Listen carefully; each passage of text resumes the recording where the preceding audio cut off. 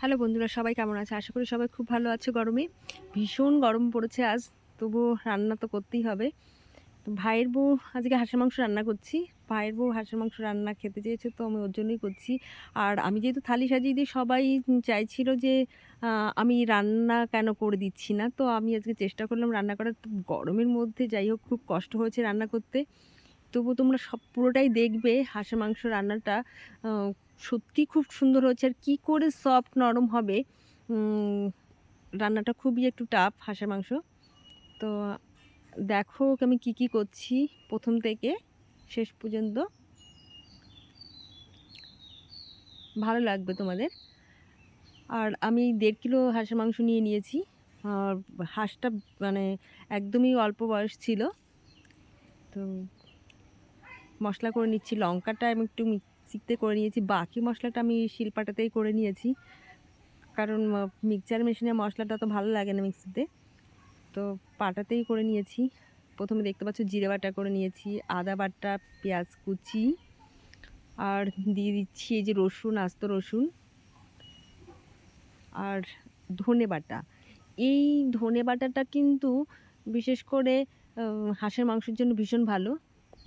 মানে খুব টেস্ট করে। হাঁসের মাংসতে দিলে ভালো হয়। আমি সব মাংসতে দিই না, তবে হাঁসের মাংসটার জন্য। আর এই দেখুন রসুন বাটা করে নিয়েছি। আমার মশলা রেডি। গরমের মধ্যে ভীষণ কষ্ট হচ্ছিল, তবুও তোমাদের জন্য রান্না করলাম। অবশ্যই তোমরা লাইক, কমেন্ট, সাবস্ক্রাইব করবে। আমার একটা ইউটিউব চ্যানেল আছে, মৌসুমি ক্রিয়েটিভ ব্লগ। আর ফেসবুক পেজ তো আছেই। তো সেখানেই দিয়ে দেব, তোমরা দেখে নিতে পারবে পুরোটা কি করে করছি।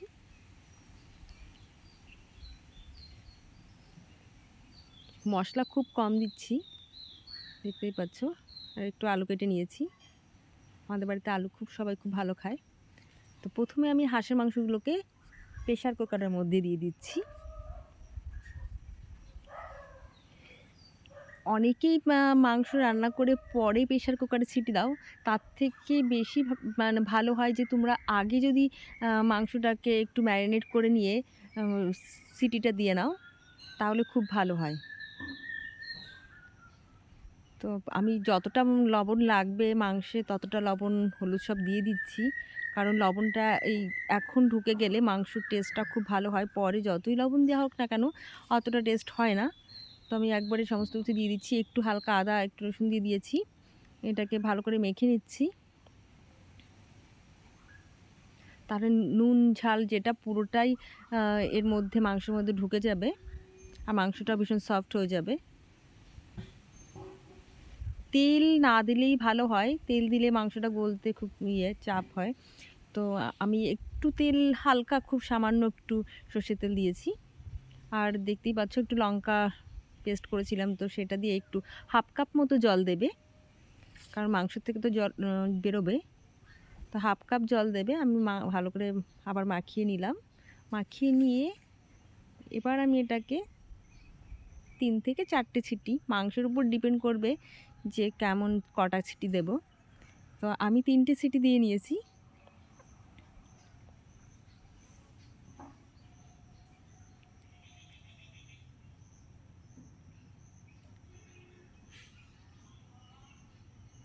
তো চলুন আমি একটু গ্যাসের সিটিটা বসিয়ে দিই। আর কাঠে রান্না করব আজকে। হাঁসের মাংস কষাটা কাঠে ভীষণ ভালো হয়।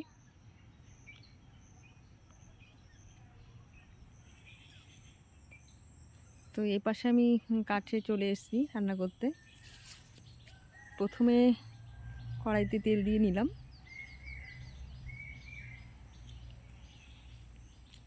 এবার আমি দিয়ে দিচ্ছি আলু। আলুগুলো ভালো করে ভাজা হয়ে গেলে তুলে রাখবো।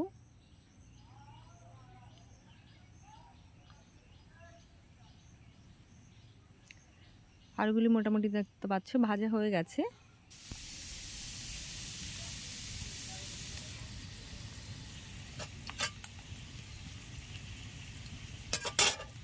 তো এবার আমি তুলে নেবো এগুলোকে। আর আমার এদিক সিটিও কমপ্লিট ৩টে। এবার আমি মশলাটা কষিয়ে নেব।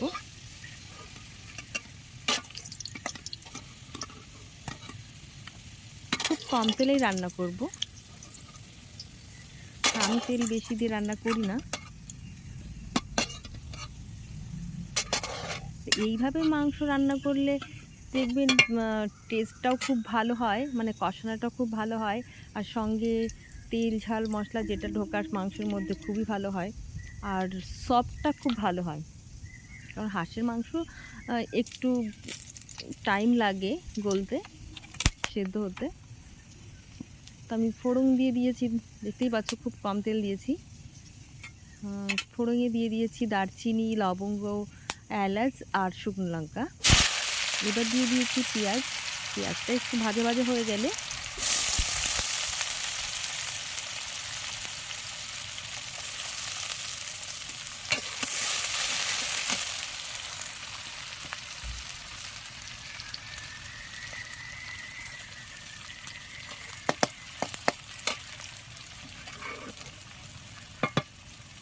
পেঁয়াজটা মোটামুটি ভাজা হয়ে গেছে,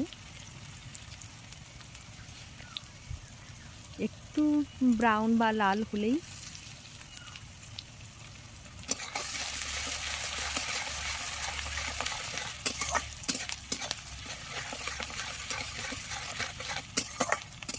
পেঁয়াজ ভাজার সময় একটু সামান্য লবণ দিয়ে দিতে পারো, তাহলে পেঁয়াজটা খুব তাড়াতাড়ি করে সফট হয়ে যায়।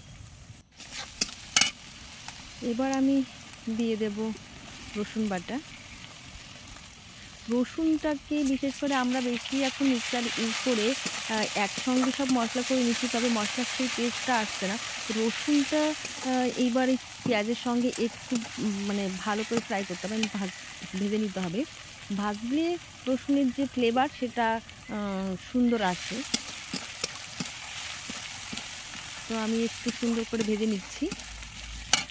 আর একটা কাজ করতে পারো রসুনটা ভাজা হয়ে গেলে, সেটা হচ্ছে আদা আর জিরে বাটা, ধনে বাটা, এটা একটু যদি জলে গুলে আমরা দিই তাহলে খুব ভালো হয়।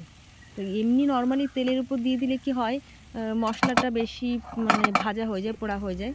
তো আমি যেহেতু একাই আজকে ভিডিও করছিলাম আর রান্না করছি, তো সেটা আর করে উঠতে পারিনি, বাড়িতে কেউ নেই। তো আমি এই মশলাটা দিয়েই এবার করবো কি জল দিয়ে দেবো। তোমরা চাইলে একটু জলে গুলে নেবে, আমি একটু জল দিয়ে দিয়েছি সামান্য, তাহলে যে মশলাটা দিয়েছি ওটা পুড়বে না। আর আমি যেহেতু শিলপাটায় বেটেছি মশলাটা, তো যার জন্য মশলা খুব সুন্দর হয়েছে, চন্দনের মধ্যে একদম।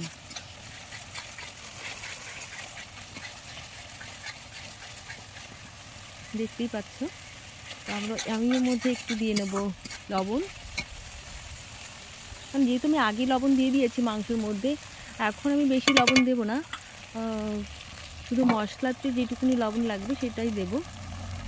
আর আমি যে শুকনো লঙ্কা পেস্ট করে রেখেছিলাম, শুকনো লঙ্কা আর একটু কাঁচা লঙ্কা পেস্ট করে নিয়েছি, আর সঙ্গে একটু হলুদ দিয়ে দিয়েছি, সেটাও আমি একটু জলে গুলে দিয়ে দিয়েছি।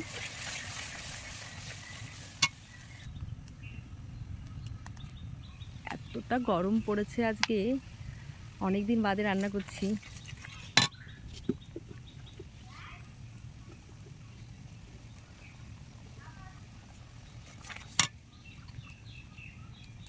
হাঁসের মাংসে আমি টমেটো দেবো না, অন্য কোনো মাংস হলে আমি টমেটো দিতাম, তো হাঁসের মাংসে আমি টমেটো দিই না।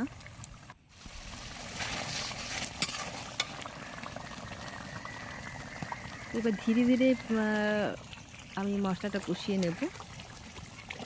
মশলাটা যত ভালো কষা হবে মাংসের টেস্টটাও তত সুন্দর হবে। দেখে নিয়ে আমার প্রেসার কুকারটা খুলে নিয়েছি, দেখতেই পাচ্ছ মাংস মোটামুটি বেশ সুন্দর গলে গেছে। মশলাও মোটামুটি এখনও কষা হয়নি, পুরোটা চলছে। তো দেখতেই পাচ্ছ যে তেল মোটামুটি বেরিয়ে আসছে, দেখা যাচ্ছে। মশলা থেকে যত সময় তেল না ছাড়বে তত সময় বোঝা যাবে যে মশলাটা কষা হচ্ছে না। আর খুন্তিটা একটু উঁচু করে করলে বোঝা যাবে, যখন নিচে নেমে যাবে মশলাটা, তখন বোঝা যাবে যে না হ্যাঁ মশলাটা আমার কষা হয়ে গেছে। এতে লেগে থাকলে সেটা মশলা এখন আমার কষা হয়নি। তো দেখো এবার বোঝা যাচ্ছে যে আমার মশলা মোটামুটি কষা হয়ে গেছে।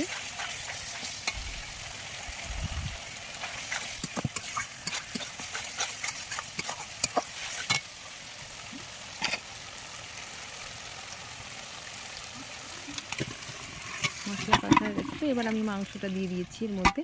দেখো বেশ আমি একটু হাফ কাপ জল দিয়েছিলাম, কিন্তু একটু জলও বেরিয়েছে। এটা খুব ভালো। তো ধীরে ধীরে মাংসটাও গলে যাবে আর বাকি মাংসটা বেশ সুন্দর করে কষা হয়ে যাবে। এই জলটা কষতে কষতে শুকিয়ে যাবে কষা করতে করতে। তো দিয়ে দিলাম এর মধ্যে রসুন। রসুনটা এই সঙ্গে সঙ্গেই দিয়ে দিতে হবে, নাহলে রসুনটা গলবে না। আলুটা একটু পরেই দেব, যেহেতু আলুটা ভেজে তুলে রেখেছি আমি আগে। আরও একটা জিনিস, সেটা হচ্ছে অনেকের হাঁসের মাংস খেতে পারে না, হাঁসের মাংসতে গন্ধ লাগে তো মেটে মেটে। তো রান্নার শেষে লাস্টে নামানোর একটু আগে আমি দিয়ে দেব কিছু লেবু পাতা। আর যখন হাঁসের মাংস ছাড়া বা পাখির মাংস আমি যখন রান্না করব সেম প্রসেসেই করব, সঙ্গে লেবু পাতাটা দিয়ে দেব। তাহলে মাটির যে গন্ধটা একটা, সেই গন্ধটা আসবে না, আর খুব টেস্টও হয়, ফ্লেভারটা খুব ভালো হয়।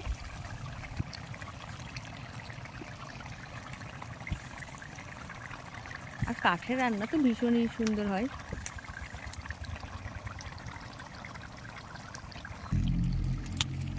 দেখো মোটামুটি আমার মাংসের যে জলটা ছিল সেটা বেশ কমেই এসছে।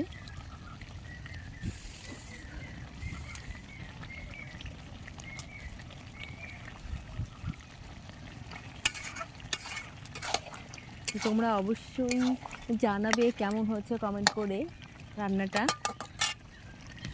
আর তোমরা বাড়িতে এইভাবেই রান্না করবে, খুব ভালো হবে। যাদের গ্যাস মানে মাটির উনান নেই তারা গ্যাসেই এইভাবে করে নিতে পারো, খুব ভালো হবে।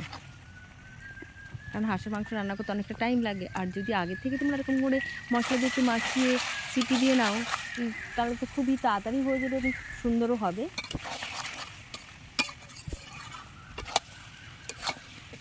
দেখতেই পাচ্ছ আমার মাংস কষা হয়ে গেছে। এইবার আমি দিয়ে দেবো একটু গরম জল করে রেখেছি। যে কোনো তরকারিতে একটু গরম জল দিলেই রান্নাটা বেশি ভালো হয়। তো তোমরা মাছের ঝোল যে কোনো তরকারিতে একটু গরম জল করে রাখবে, সেটাই দিয়ে দেবে।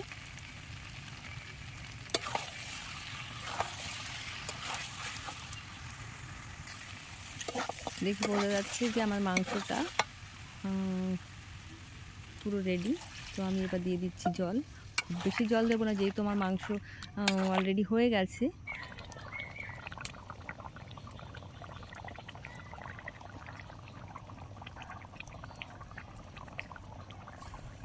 এইভাবে রান্না করলে তোমাদের ঢাকারও প্রয়োজন নেই, আর খেতেও টেস্ট হবে।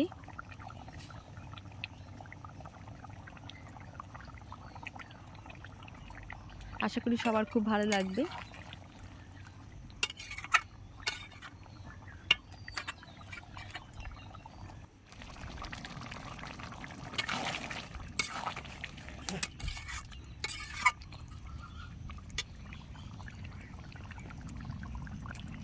মোটামুটি আমার মাংস রান্না রেডি, দেখতেই পাচ্ছ।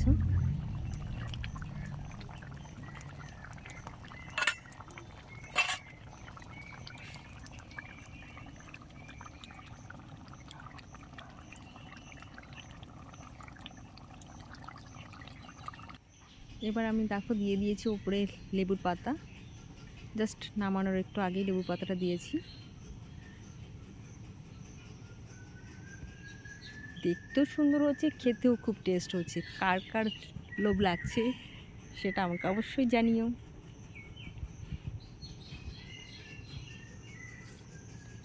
তোমরা ভালো লাগলে অবশ্যই লাইক কমেন্ট সাবস্ক্রাইব করবে, আর আমার পাশে থাকবে। তোমরা যেহেতু আমার ফ্যামিলি, তো আমি চেষ্টা করি তোমাদের সঙ্গে কিছু একটা শেয়ার করার, দেওয়ার।